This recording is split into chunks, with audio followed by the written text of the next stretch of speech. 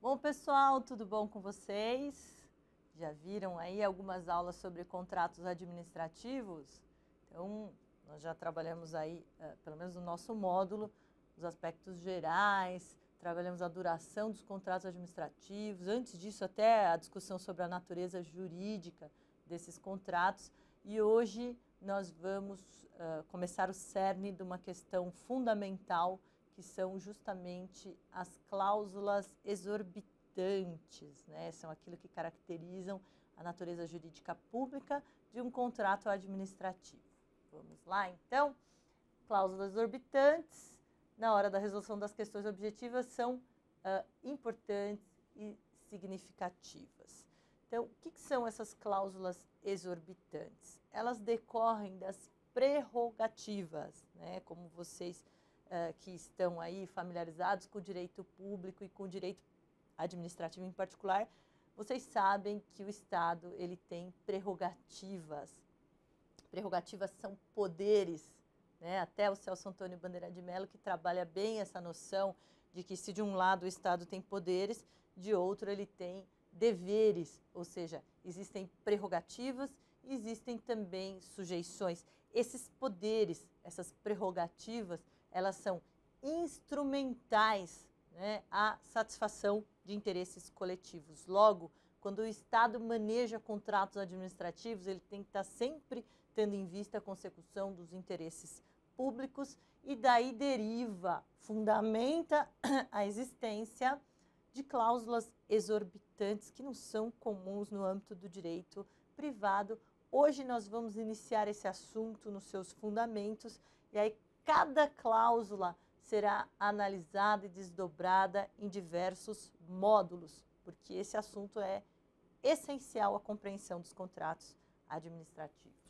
Então, eixo do contrato é deslocado da simples harmonia para a realização de interesses públicos. E essa exorbitância, ela tem como base a jurisprudência, né, que originou o direito administrativo do contencioso administrativo. Então, isso é importante que vocês também lembrem. Vários institutos de direito administrativo foram influenciados no fato de a França ter uma divisão do contencioso. E aí, em vez de se aplicar direito privado ou direito comum, né, se aplica direito público para o âmbito do contencioso. E aí foi se desdobrando certas características que atribuem um regime jurídico de prerrogativas à administração quando ela maneja os seus contratos administrativos, e daí se fundamenta a existência de cláusulas que são exorbitantes do direito comum. Compreenderam? Então, vamos lá. Não são cláusulas leoninas. Isso também eu quero que aí vocês prestem bastante atenção, que no direito privado, ou no direito no geral, na teoria geral do direito, às vezes quando se diz que uma cláusula atribui vantagens exclusivamente a uma das partes e desequilibra a avença celebrada, aí existe uma cláusula leonina.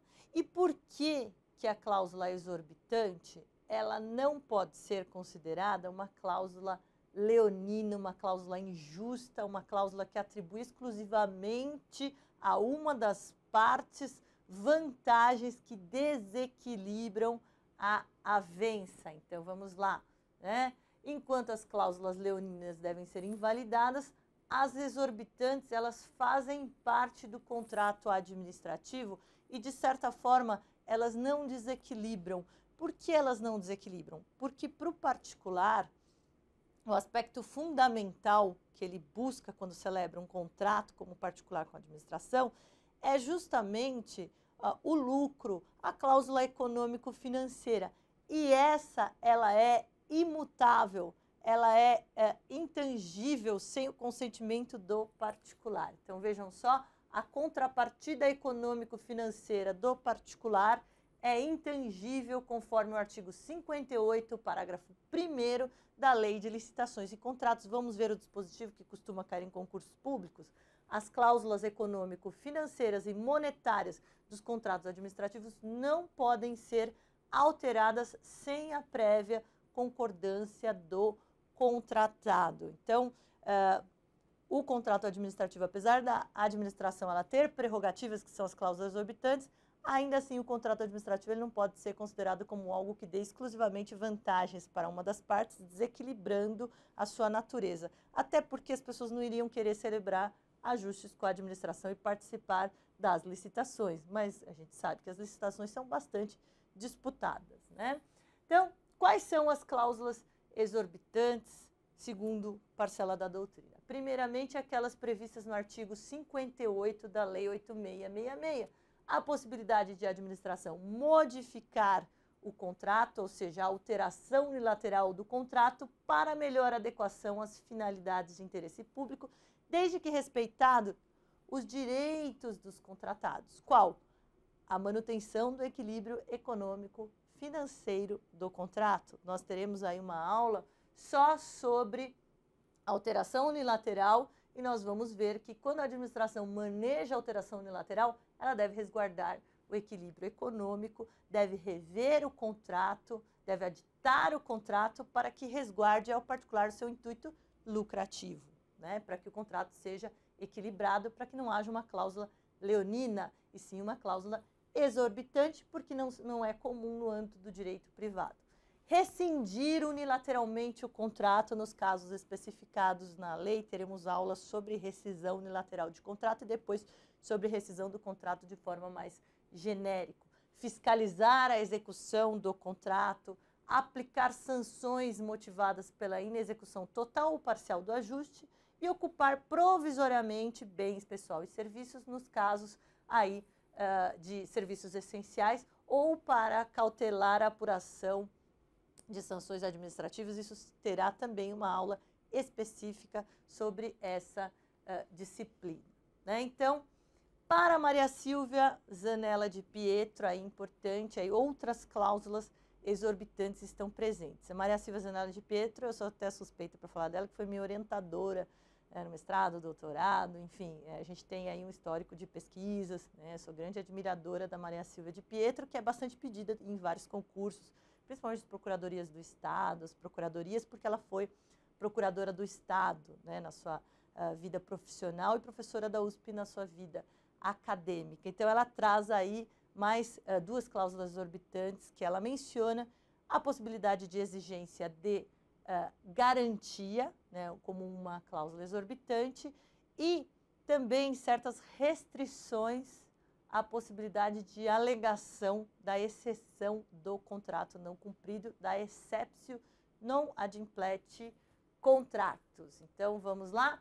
Primeira cláusula exorbitante, a mais além daquelas previstas especificamente no artigo 58 da lei, exigência de garantia. Em quais modalidades? Isso costuma cair também, ó, caução em dinheiro ou título da dívida pública, seguro, garantia e fiança bancária. Aí três possibilidades, lembrando que a administração é facultada à exigência de garantia e deve dar ao particular o direito de optar pela modalidade. Se for para mudar a garantia, isso deve ser acordado por ambas as partes, né? Então, o contratado opta pela modalidade e a exigência desta garantia como cláusula exorbitante é facultada à administração, né? Então, ela fala, eu quero exigir garantia, existem limites legais, mas aí são essas três modalidades existentes. Quanto ao valor da garantia, aí algumas limitações aí.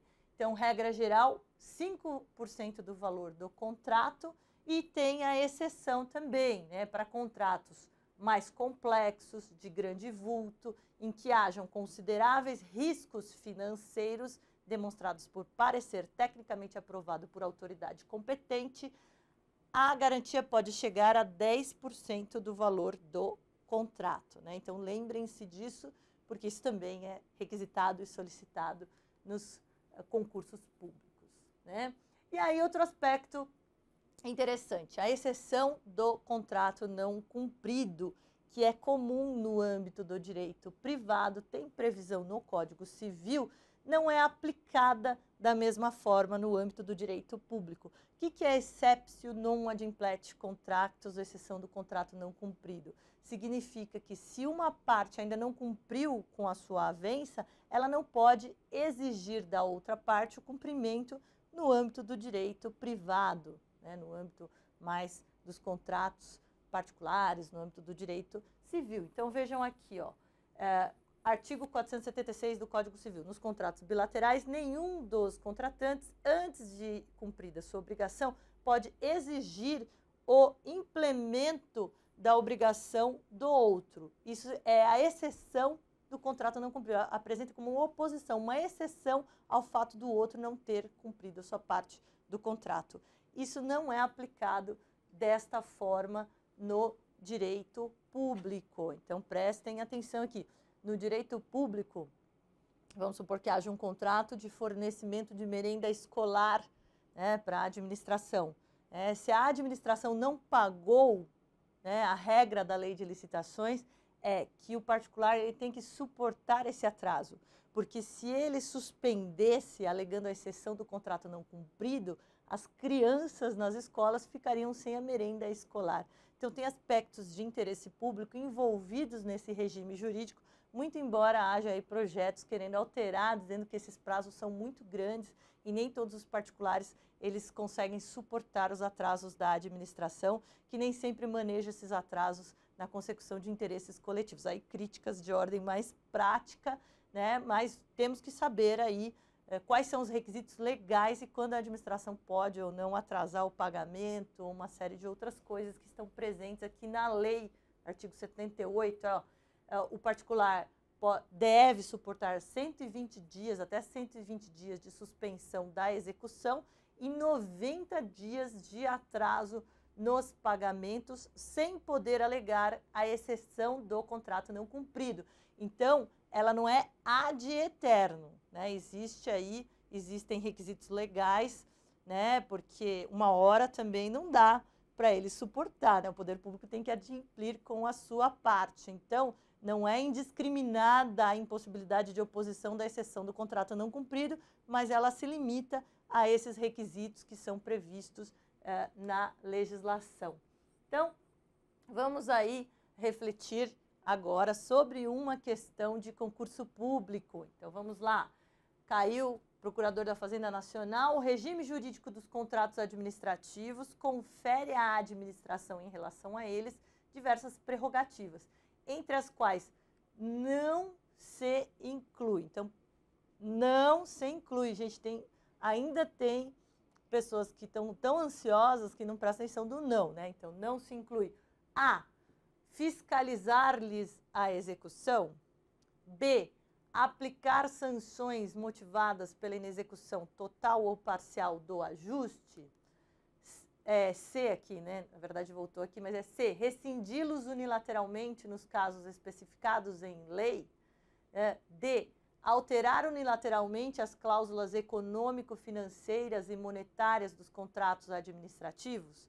E a última alternativa, né, que seria a E, modificá-los unilateralmente para melhor adequação às finalidades de interesse público, respeitados os direitos do contratado. Qual é a alternativa que não se inclui nas cláusulas exorbitantes? Essa é a pergunta e vamos lá a resposta. Resposta alternativa D, né? A administração ela não pode alterar cláusulas econômico-financeiras sem prévia concordância por parte do contratado, do particular, né? Porque essa parte da cláusula econômico-financeira é que dá equilíbrio ao contrato, artigo 58, parágrafo 1º da Lei de Licitações e Contratos. Então, até a próxima, pessoal.